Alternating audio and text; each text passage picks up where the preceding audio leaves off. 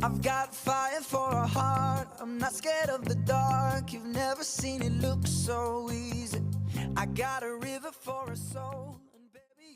Ako si Francine Yvonne Aday, estudyanteng atleta, batang bayani at isang peninsulares.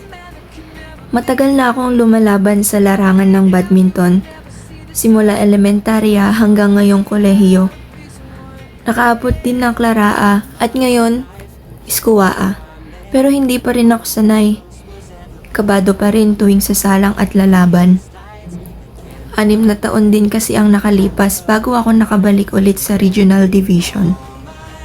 Pero palagi akong napapatanong sa sarili ko, bakit ako kakabahan?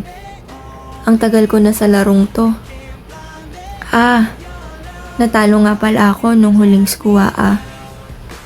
Pero ngayon, sigurado ako, tagumpay at uwi ko ng kagat-kagat ang medalya.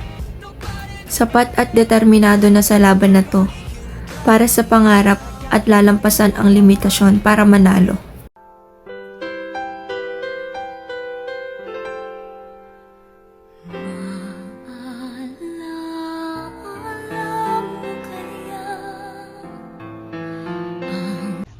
In every life, there comes a moment of silence.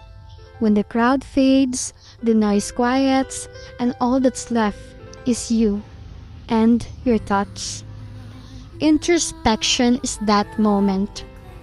It's the mirror we often avoid, but desperately need. It's where growth begins, not in perfection, but in honest reflection, in recognizing our battles, our scars, our triumphs, and our truth. For Francine, introspection was more than just a pose. It was a turning point. For all of us, it can be the same. Because only when we understand who we are, can we truly become who we're meant to be. Look within, own your story, keep moving forward.